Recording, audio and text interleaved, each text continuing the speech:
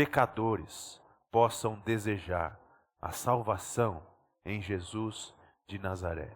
Abençoa, Pai, essa igreja, abençoa o pastor Felipe e conduz a tua obra para a glória do teu nome na cidade de Natal, no Rio Grande do Norte. Nós queremos também, nesse momento, rogar pelos casais de nossa igreja, os maridos e mulheres de nossa igreja. Senhor, nós bendizemos ao teu nome pela instituição do casamento. Louvamos ao Senhor pelo casamento e nós queremos, de maneira especial, clamar ao Senhor para que o Senhor derrame da tua bênção sobre os maridos e as esposas da nossa igreja, para que eles possam ter prazer na vida conjugal, prazer na santidade da vida conjugal, ao serviço conjugal, os maridos servindo as suas esposas, as amando como Cristo amou a igreja, e as esposas amando seus maridos, se submetendo a eles no Senhor.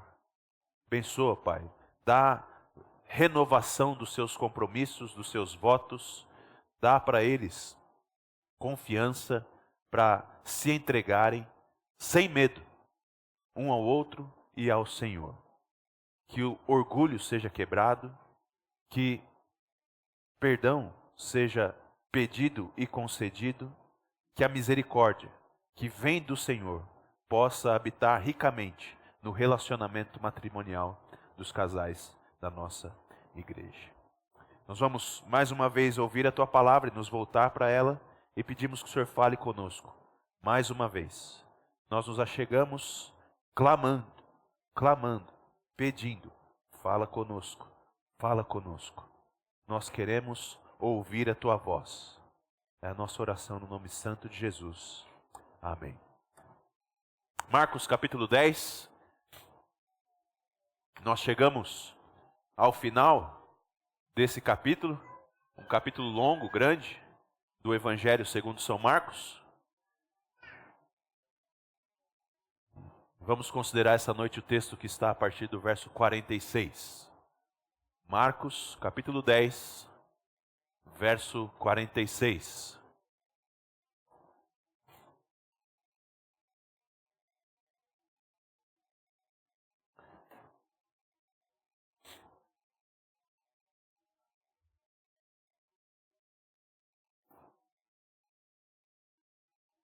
Diz assim a palavra do Senhor.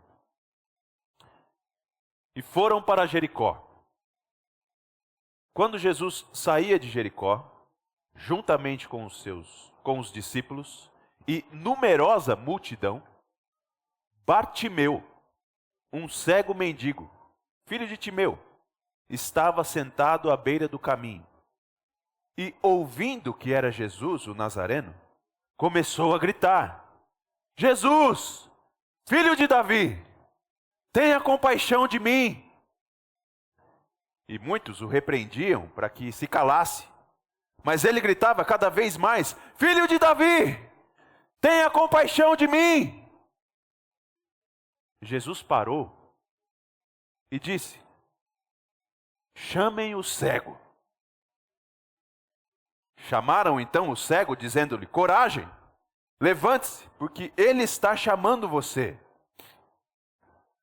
Atirando a capa para o lado, o cego levantou-se de um salto e foi até onde Jesus estava, que lhe perguntou: O que você quer que eu lhe faça? O cego respondeu: Mestre, que eu possa ver de novo. Então Jesus lhe disse: Vá, a sua fé salvou você. E imediatamente passou a ver e foi seguindo Jesus estrada afora.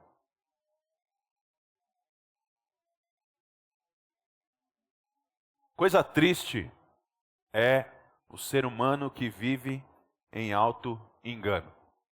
Pessoa que não tem a percepção da realidade, especialmente da sua própria realidade.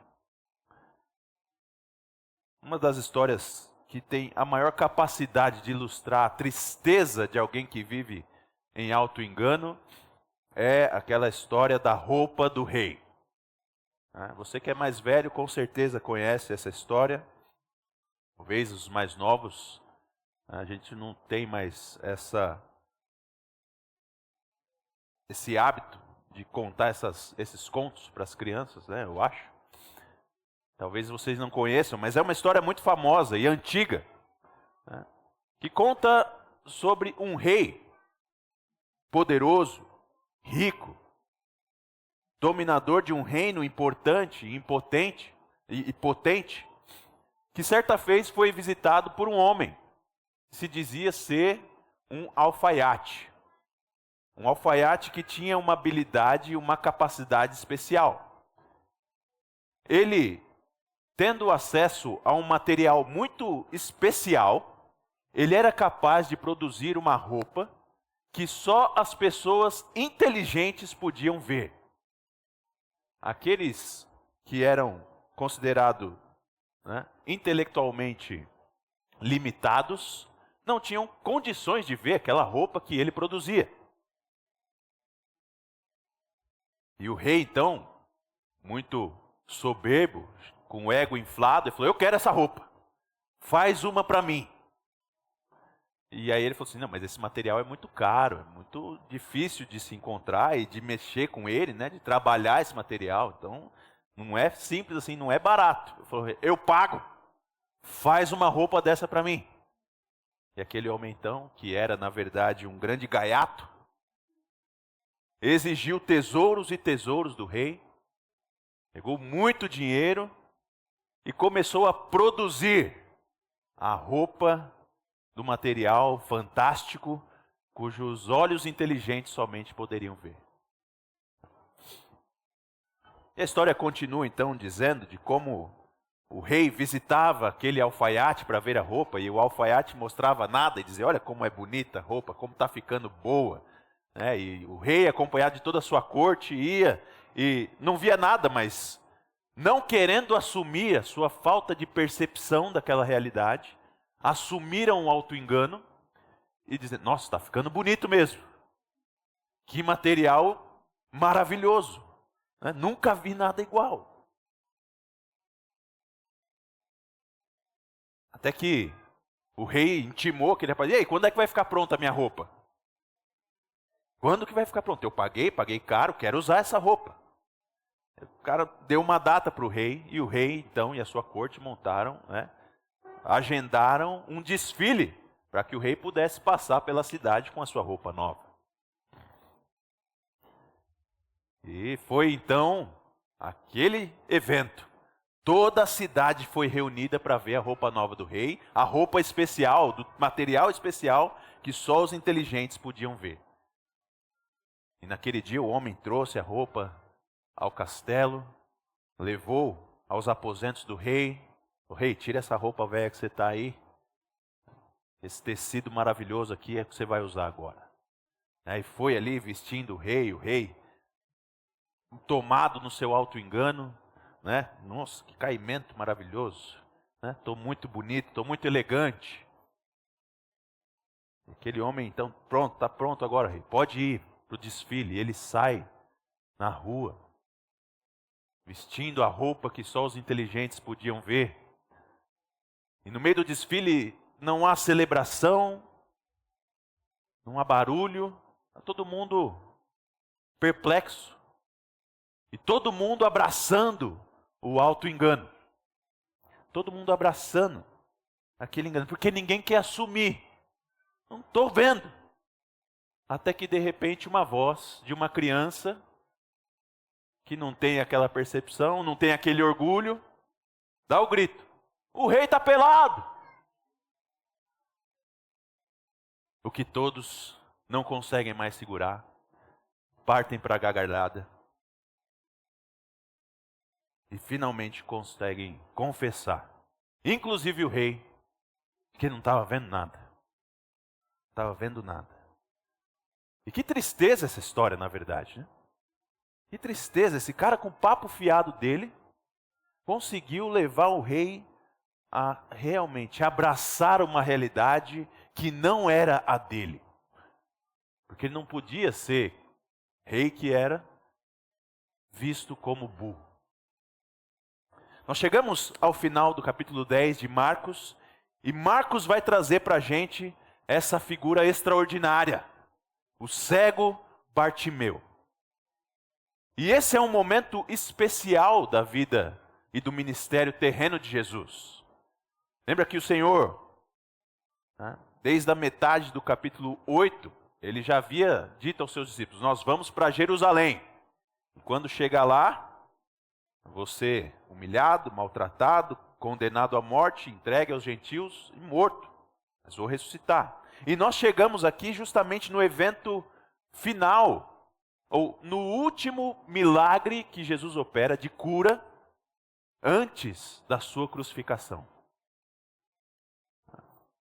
Próximo capítulo, capítulo 11, vai começar justamente com aquela entrada de Jesus em Jerusalém, e vai contar a última semana de vida de Jesus antes de ser morto na cruz. Então esse momento é um momento onde Jesus está finalizando o seu ministério terreno, operando os seus últimos eventos maravilhosos, demonstrando a sua autoridade, e o cego Bartimeu é essa pessoa que o Senhor escolheu para realizar o seu último milagre de cura antes de morrer na cruz.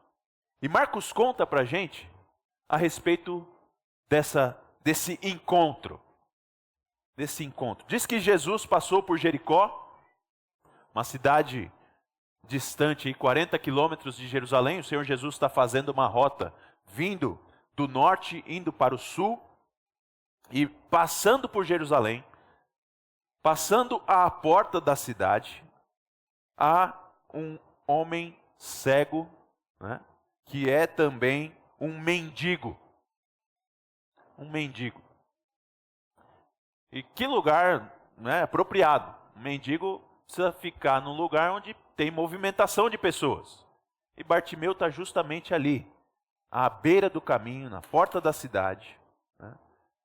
E o texto vai dizer, de maneira muito clara, sobre essa condição de Bartimeu. Ele é, primeiramente, um cego. Não vê. Não vê. Tem a sua limitação de visão. E além de cego, ou muito provavelmente por causa da sua cegueira, foi levado à condição de mendigo. Alguém que não tem nem um cuidado de herança, ou não recebeu uma herança, ou não tem ninguém cuidando dele, mas que é alguém que está ali completamente dependente do favor dos outros e da generosidade de outras pessoas. É alguém que está completamente entregue aos outros, dependente completamente dos outros. Cego, mendigo. Tudo o que Bartimeu come, tudo o que Bartimeu veste, tudo o que Bartimeu toma, vem dos outros. Vem dos outros. E nesse dia especial, Bartimeu está ali sentado à beira do caminho, na porta da cidade, e um evento diferente acontece. Há uma multidão passando. Obviamente o lugar que ele está e que normalmente ele ficava é um lugar de fluxo de pessoas, mas nesse dia específico o número é diferente, é maior. O que chama a atenção do cego. Ele ouve um burburinho maior, o barulho está mais alto, há mais passos. E provavelmente, o texto não fala claramente se ele perguntou o que estava acontecendo, mas o texto diz para nós que ele ouviu, então, em algum momento, que aquela multidão toda estava ali, naquela ocasião, porque Jesus estava ali. Toda aquela multidão estava passando pela porta de Jericó, no caminho do cego Bartimeu, porque Jesus estava ali. E ouvindo isso, o cego falou: agora é a minha chance, agora é a minha oportunidade. Porque o cego Bartimeu já havia ouvido falar de Jesus, e ele não só havia ouvido falar de Jesus, mas ele entendeu quem era Jesus. Olha o que ele vai dizer. Verso 47, quando ele grita: Jesus, filho de Davi. Ele repete isso no verso 48, quando ele está gritando mais alto ainda: filho de Davi. Filho de Davi. E qual é o reconhecimento que o cego Bartimeu está fazendo aqui? Ele está reconhecendo que Jesus é o herdeiro do trono de Israel. Ele é o Messias. Ele é o Cristo. Já expliquei isso algumas vezes para vocês, mas você que nos visita hoje, que nunca me ouviu falar, e às vezes nunca ouviu falar essa palavra, vai aprender hoje. Cristo não é o sobrenome de Jesus, mas é uma palavra grega que significa ungido. E Messias é o termo hebraico, que significa ungido.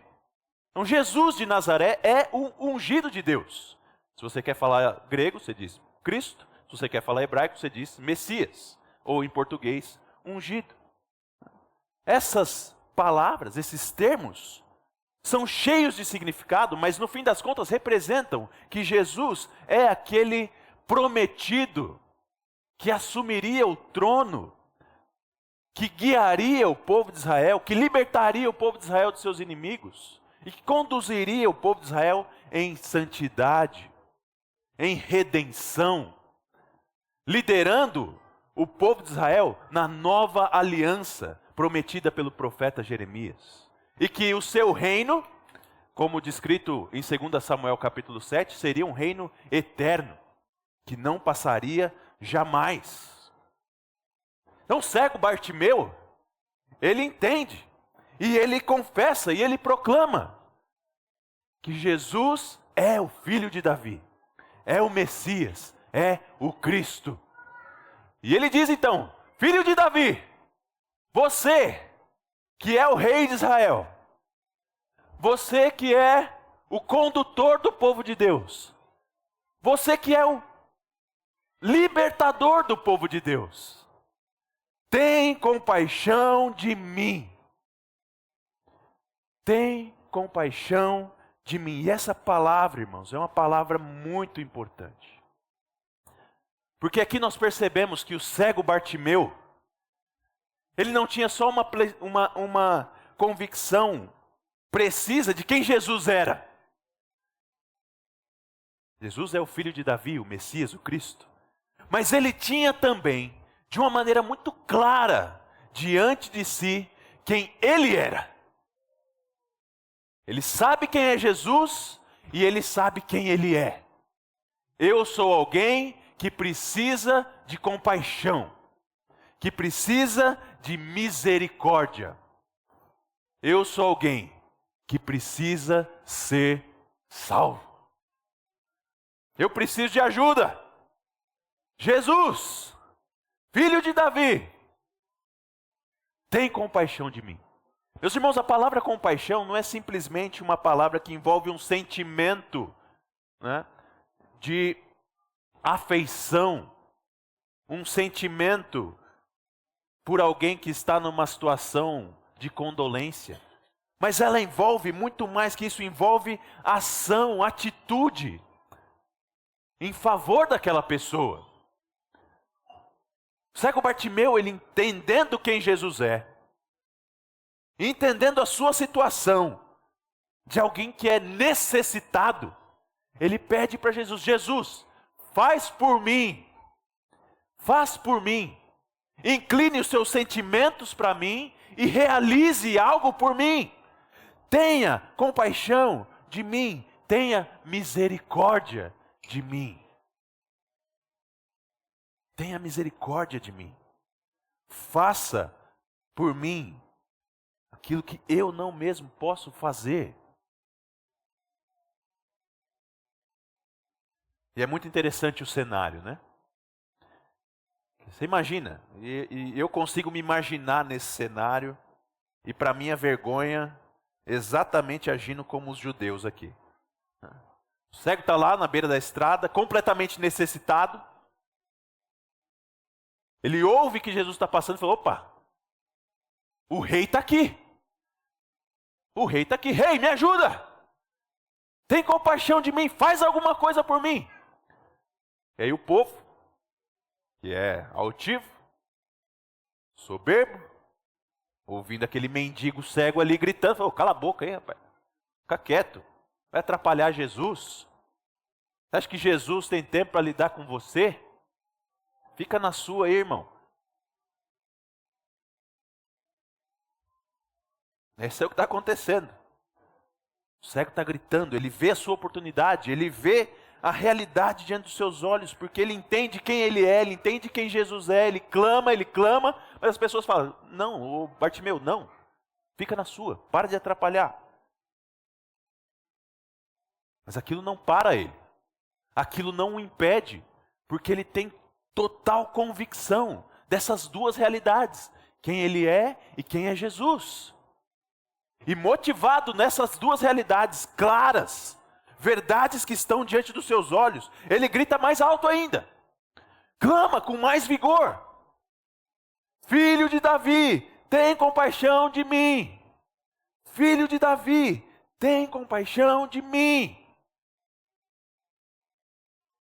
E aí a gente vê o Senhor entrando em ação, repetindo justamente o que ele sempre fez, dando atenção àqueles que clamam por ele. Marcos vai dizer para a gente que Jesus parou. Jesus parou. Jesus estava seguindo, uma multidão está com ele, o burburinho está ao redor dele, o volume está ao redor dele. E ele ouve a voz de Bartimeu.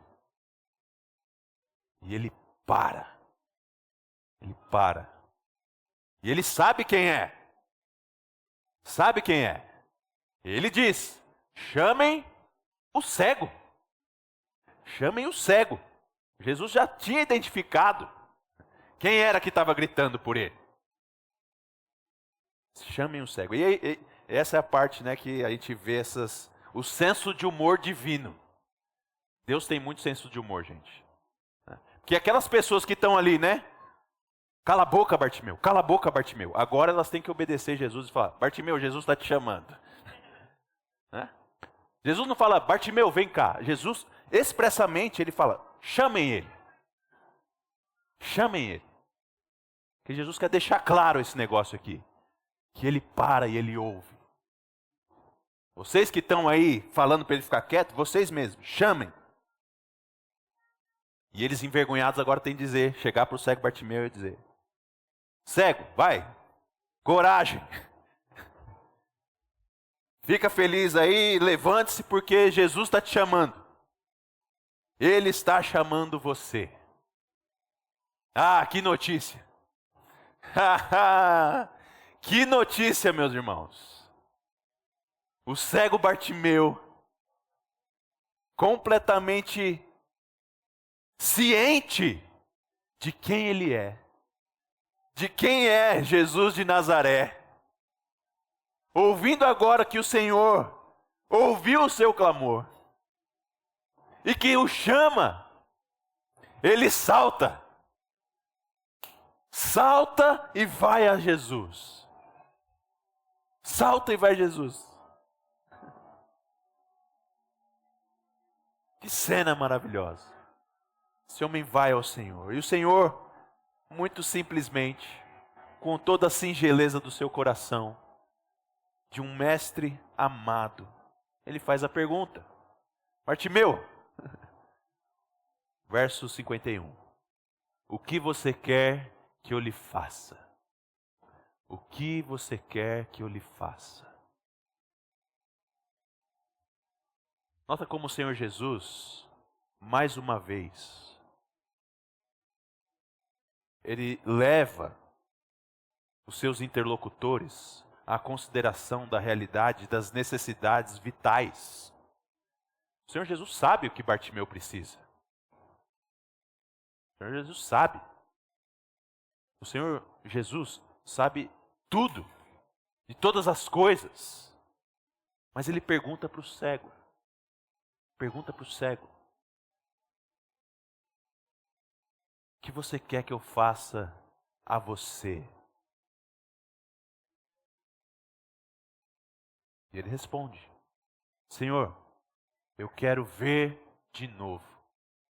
Quero ver de novo. Isso indica para a gente que Bartimeu provavelmente perdeu a sua visão em algum momento da sua vida. Ele não era um cego de nascença, mas por uma razão a qual não está registrada para nós, ele parou de ver, perdeu a visão. E agora ele pede ao Senhor: Senhor, eu quero ver novamente. Quero ver de novo. Jesus, com toda a sua disposição de coração, com toda a sua disposição em resgatar, em salvar, em curar, ele diz ao cego: vá, a sua fé salvou você. A sua fé salvou você. E imediatamente o texto vai dizer então, que Bartimeu passou a ver. E não só passou a ver, mas passou a seguir Jesus. Não só passou a ver, mas passou a seguir Jesus. É interessante a frase, o comando de Jesus, né? Porque Jesus não diz para Bartimeu simplesmente: Bartimeu, vá, a sua fé curou você. Mas Jesus, ciente toda a condição de Bartimeu, toda a necessidade de Bartimeu, mais além ainda do que o próprio Bartimeu podia entender, Jesus concede a Bartimeu o que ele mais precisa. Ele precisava ver, ele precisava de algo a mais. Foi salvo por Jesus. Sua fé salvou. E é importante essa palavra, porque há o termo onde Jesus poderia ter falado, né? Sua fé curou você. Mas não é só isso que Jesus está preocupado.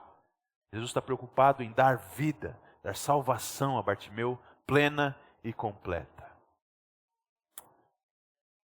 Meus irmãos, essa história é uma história que fala muito abertamente do coração de Jesus, disposto a resgatar, curar, salvar. Mas essa história, se você está atento à leitura de Marcos, à exposição que a gente está fazendo de Marcos, ela é muito significativa porque ela vai trazer para nós contrastes muito claros. Se você está lendo o Evangelho de Marcos, você está acompanhando a exposição de Marcos, você nota como, de uma maneira muito significativa, na providência do Senhor e no relato dos Evangelhos, o contraste estabelecido entre Bartimeu e os acontecimentos anteriores do ministério de Jesus são muito óbvios. E quais são as últimas coisas que Jesus tinha feito, relatado por Marcos? Bartimeu é colocado aqui como alguém que é completamente dependente, um mendigo, que depende dos outros para a sua subsistência. E algumas semanas atrás nós vimos como um homem chegou a Jesus e era cheio de posses, cheio de riquezas, e que não sabia, na verdade, quem ele era. Quando o Senhor Jesus disse para ele: vá, vende o que você tem, porque você é um idólatra, aquele homem não ouviu a palavra do Senhor Jesus, porque ele não se entendia como idólatra, e estava vestido na roupa enganosa do alfaiate mentiroso. Bartimeu, de uma maneira muito contrária a esse homem, ele tem a noção real de quem ele é. Um necessitado pleno, um cego mendigo, que precisa que alguém faça alguma coisa por ele. O outro contraste é entre Bartimeu e os próprios apóstolos, João e Tiago. Olha a pergunta que Jesus faz para Bartimeu. Você se lembra dela? Você se lembra dessa pergunta? Olha o verso 51. O que você quer que eu lhe faça? Agora olha o verso 36, aliás. Jesus lhes perguntou: o que querem que eu lhes faça? Você lembra da história? Nós consideramos isso semana passada. Os discípulos João e Tiago, seu irmão, chegaram a Jesus: mestre, também chamando Jesus de mestre, queremos que o Senhor nos conceda o que vamos pedir. E Jesus pergunta: o que é que vocês querem que eu te faça? Diz: nós queremos ser reconhecidos como os mais nobres do seu reino. Nós queremos um sentar à sua direita e o outro à sua esquerda. Que contraste com o cego Bartimeu. Que contraste com o cego Bartimeu. O que você quer que eu te faça, Bartimeu? Senhor, eu quero aquilo que eu não posso fazer por mim mesmo. Eu quero ver. Quero ver. Eu quero que o Senhor tenha compaixão de mim. Eu não quero que o Senhor me reconheça como alguém grande. Porque eu não sou grande. Eu sou nada. Eu sou um mendigo, cego, jogado à beira do caminho. Por isso eu estou clamando: tem compaixão de mim. Tenha compaixão de mim. Bartimeu é contrastado aqui com um jovem rico, com Tiago e João, porque Bartimeu é a grande evidência daqueles que se aproximam realmente de Jesus e que entendem realmente quem Jesus é. São aqueles que sabem que não podem oferecer nada a Cristo, mas que dependem totalmente de receber de Cristo. Senhor, eu não tenho nada para te oferecer, não tenho nada para que seja reconhecido em mim, mas eu preciso que o Senhor haja por mim. Por isso eu necessito completamente da sua compaixão, da sua misericórdia. Trabalhe por mim, Senhor. Esse é o caminho de Bartimeu. E esse é o caminho da fé verdadeira, da fé que entende o que é o Evangelho. Marcílio e eu temos trabalhado com os novos membros, no processo de recebimento deles, agora nas entrevistas. E nas entrevistas nós perguntamos para os membros: o que é o Evangelho? Fala para mim aí o que é o Evangelho. Descreva para mim o que você entende pelo Evangelho. Nas minhas entrevistas, eu costumo fazer a seguinte pergunta: quando você chegar diante do Senhor, no dia do julgamento, por que é que o Senhor vai deixar você entrar no Nova Jerusalém e conceder vida eterna para você? Por que é que o Senhor vai deixar você entrar na Nova Jerusalém e vai conceder vida eterna para você? E só tem uma resposta certa para isso. Não é a resposta do jovem rico: eu tenho feito todos os mandamentos, cumprido tudo. Não é a resposta de Tiago e João: eu sou o maior valente do reino de Deus, quero sentar um à esquerda e outro à direita. Mas é a resposta de Bartimeu: eu confio no filho de Davi, que fez algo por mim. Fez tudo por mim. Ele é quem vai conceder os méritos para que eu entre na vida eterna e more na Nova Jerusalém, no novo céu e na nova terra. Essa é a realidade da fé, essa é a realidade do Evangelho expressa na vida de Bartimeu e que nós devemos todos expressar. A confiança plena e exclusiva em Jesus de Nazaré para a nossa salvação, para que nós tenhamos visão, para que nós tenhamos audição, para que nós tenhamos vida. Jesus tem compaixão de mim. Uma das minhas histórias favoritas de toda a Escritura é a parábola que o Senhor Jesus conta em Lucas capítulo 18. Quando dois homens subiram no templo para orar, um fariseu e um publicano. E Jesus vai dizer que o fariseu, em pé, orava no templo, disse para si mesmo, dizendo: Senhor, obrigado porque eu não sou como os demais homens, roubadores, nem mesmo como esse publicano aqui. Enquanto o publicano não ousava nem olhar para cima, mas batendo no peito orava ao Senhor: Senhor, sê propício a mim, pecador. Faça propiciação por mim, porque eu não tenho nada. Eu sou completamente dependente do Senhor. Essa é a mensagem do Evangelho. De que nós dependemos completa e exclusivamente de Jesus de Nazaré para nos salvar. O sangue dele derramado na cruz e a sua ressurreição vencendo, triunfando sobre a morte, é que nos dá a vida eterna e o acesso à nova Jerusalém. Mas isso só é real para aqueles que não estão autoenganados, para aqueles que estão cientes da sua nudez e têm a coragem de confessar a sua nudez. Eu não vejo essa roupa dos inteligentes. Eu sou um burro. Eu preciso de ajuda. A história do rei não acaba quando o menino grita: o rei está nu. Mas vai dizer que o rei, depois daquele dia, se fechou no castelo e nunca mais foi visto. De vergonha. Porque ele teve vergonha de assumir a sua realidade, morreu de ter a sua realidade exposta para todos. No Evangelho nós somos chamados a assumir a nossa nudez, a assumir a nossa necessidade.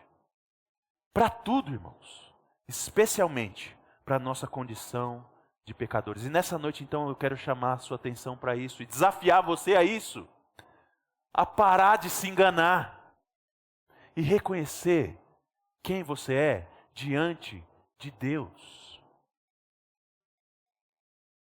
Você não tem condição de se apresentar diante do Santo, Santo, Santo e ser recebido por Ele.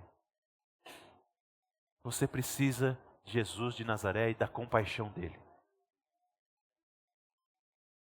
E a boa notícia para você é essa: se você clamar, Ele vai parar e vai te ouvir. Ele vai parar e vai te ouvir. Na misericórdia do Senhor Ele para, nos recebe, nos ouve e nos cura. Ele para, nos recebe, nos ouve e nos salva.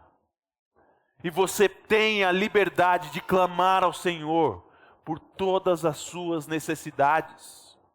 Jesus salvou o cego Bartimeu, mas Jesus também atendeu o seu pedido temporal, momentâneo, de que ele precisava ver. E para isso você também precisa ter a libertação de si mesmo e clamar ao Senhor: Senhor, tem misericórdia de mim, de acordo com essa situação agora que eu estou vivendo. Não só para a salvação eterna, mas porque minha conta bancária está quebrada.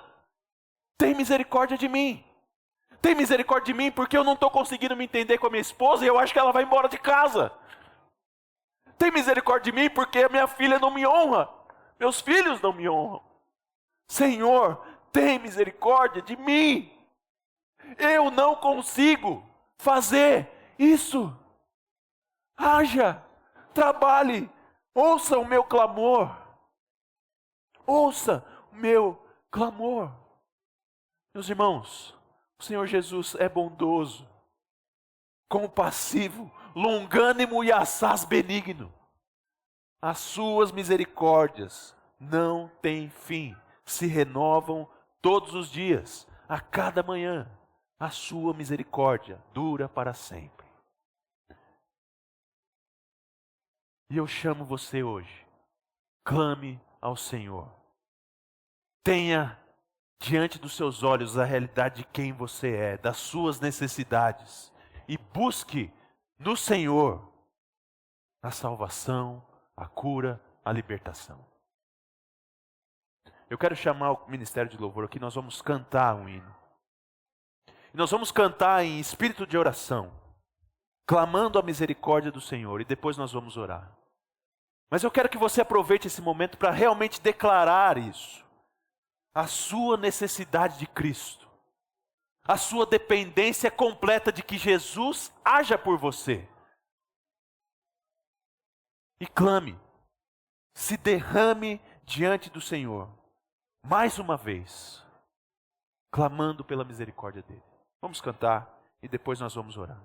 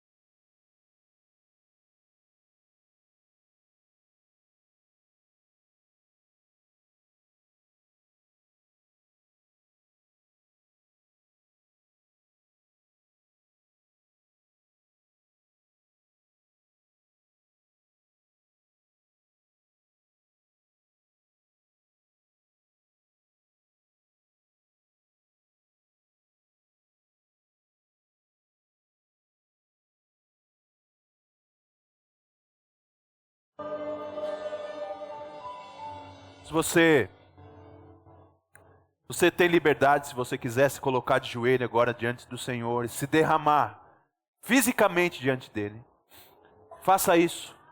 Busque agora. Enquanto a multidão passava, o cego Bartimeu abraçou a oportunidade. Ele falou: agora é a hora. Jesus está diante de mim. Eu preciso aproveitar agora. E ele clamou: Jesus de Nazaré, tem compaixão de mim. Senhor, agora, nesse momento, nós clamamos ao Senhor. Tem compaixão de nós.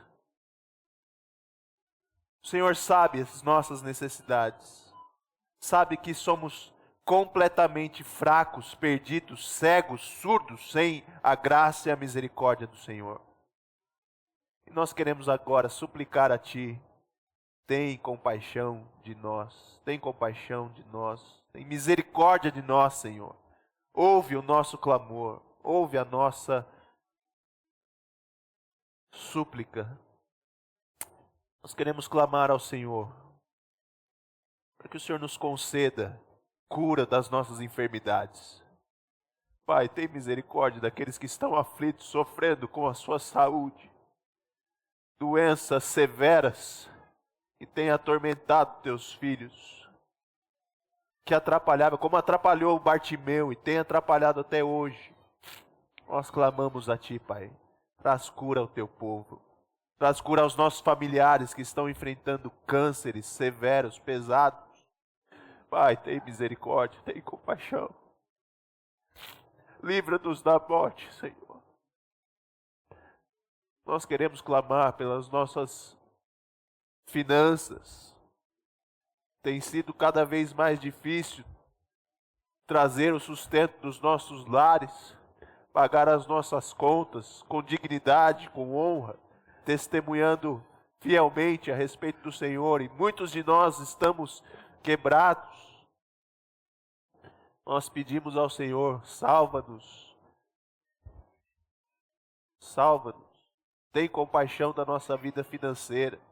Nós queremos viver com integridade, não buscamos as riquezas desse mundo, não queremos ser idólatras que confiam nas riquezas, mas nós queremos poder suprir as nossas famílias e as nossas necessidades.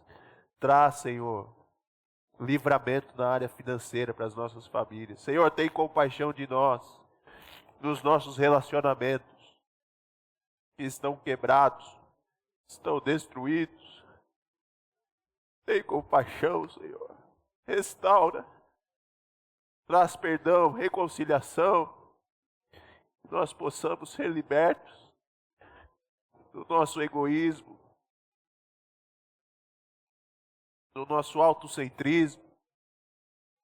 E possamos aprender a não enxergar nós mesmos como primeiros, mas últimos.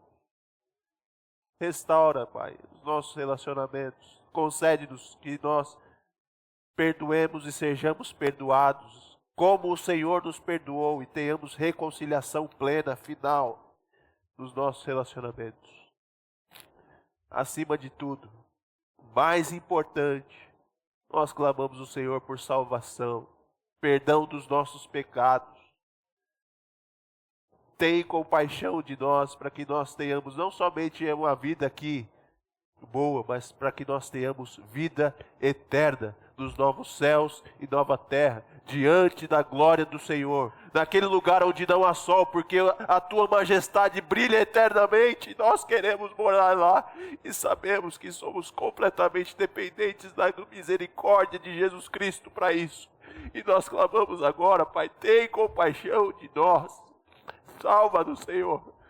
Salva esse bairro, salva essa cidade. Livra-nos de nós mesmos.